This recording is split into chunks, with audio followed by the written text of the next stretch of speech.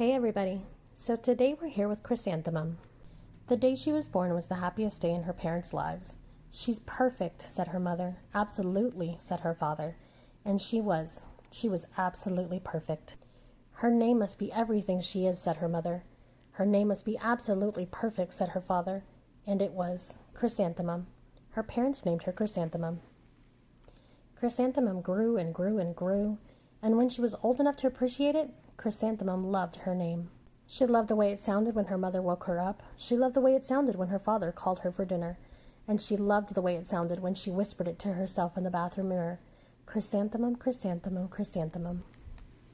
Chrysanthemum loved the way her name looked when it was written with ink on an envelope. She loved the way it looked when it was written with icing on her birthday cake. And she loved the way it looked when she wrote it herself with her fat orange crayon. Chrysanthemum, chrysanthemum, chrysanthemum.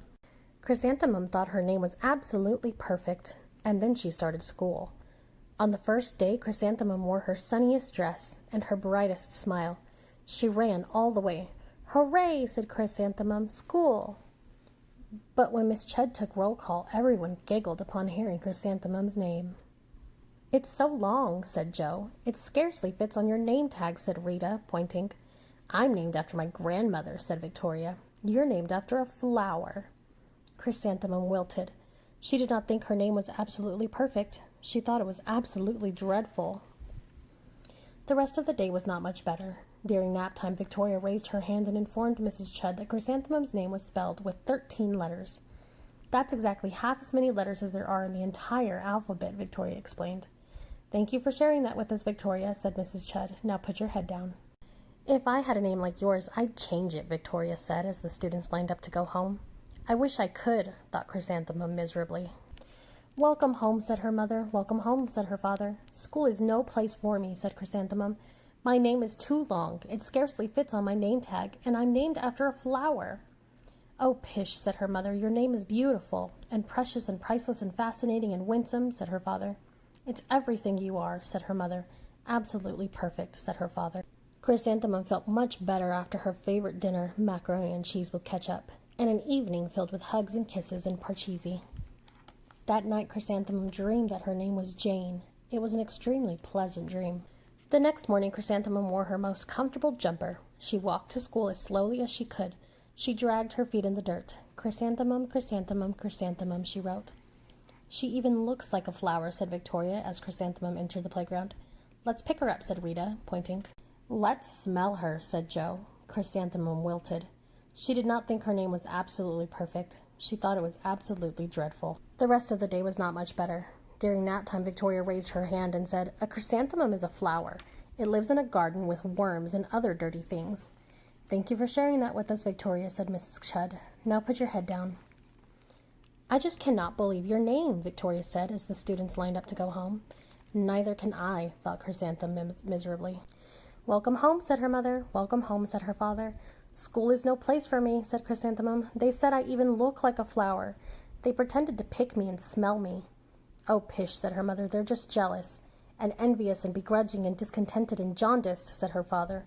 "Who wouldn't be jealous of a name like yours?" said her mother. "After all, it's absolutely perfect," said her father. Chrysanthemum felt a trifle better after her favorite dessert, chocolate cake with buttercream frosting, and another evening filled with hugs and kisses and parcheesi. That night Chrysanthemum dreamed that she really was a chrysanthemum. She sprouted leaves and petals. Victoria picked her and plucked the leaves and petals one by one until there was nothing left but a scrawny stem. It was the worst nightmare of Chrysanthemum's life. Chrysanthemum wore her outfit with 7 pockets the next morning. She loaded the pockets with her most prized possessions and her good luck charms. Chrysanthemum took the longest route possible to school. She stopped and stared at each and every flower. "Chrysanthemum, chrysanthemum, chrysanthemum," the flowers seemed to say. That morning the students were introduced to Mrs. Twinkle, the music teacher. Her voice was like something out of a dream, as was everything else about her. The students were speechless. They thought Mrs. Twinkle was an indescribable wonder. They went out of their way to make a nice impression. Mrs. Twinkle led the students in scales. Then she assigned roles for the class musical. Victoria was chosen as the dainty fairy queen. Rita was chosen as a spiffy butterfly princess. Joe was chosen as an all-important pixie messenger. And Chrysanthemum was chosen as a daisy.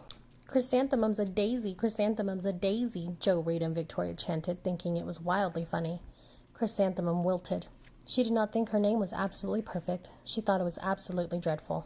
"What's so humorous?" asked Mrs. Twinkle. "Chrysanthemum," was the answer. "Her name is so long," said Joe. "It scarcely fits on her name tag," said Rita, pointing. "I'm named after my grandmother," said Victoria. "She's named after a flower." "My name is long," said Mrs. Twinkle. "It is?" said Joe. "My name would scarcely fit on a name tag," said Mrs. Twinkle. "It would?" said Rita, pointing. "And," said Mrs. Twinkle, "I'm named after a flower, too." "You are?" said Victoria. "Yes," said Mrs. Twinkle. "My name is Delphinium Twinkle, and if my baby is a girl, I'm considering Chrysanthemum as a name. I think it's absolutely perfect." Chrysanthemum could scarcely believe her ears. She blushed, she beamed, she bloomed. Chrysanthemum, Chrysanthemum, Chrysanthemum. Joe, Rita, and Victoria looked at Chrysanthemum longingly. "Call me Marigold," said Joe. "I'm Carnation," said Rita, pointing. "My name is Lily of the Valley," said Victoria. Chrysanthemum did not think her name was absolutely perfect. She knew it. Epilogue. Overall, the class musical was a huge success. Chrysanthemum was absolutely perfect as a daisy. Victoria made the only mistake. She completely forgot her lines as the dainty fairy queen. Chrysanthemum thought it was wildly funny, and she giggled throughout the entire Dance of the Flowers. Eventually, Mrs. Twinkle gave birth to a healthy baby girl, and of course, she named her Chrysanthemum. The end.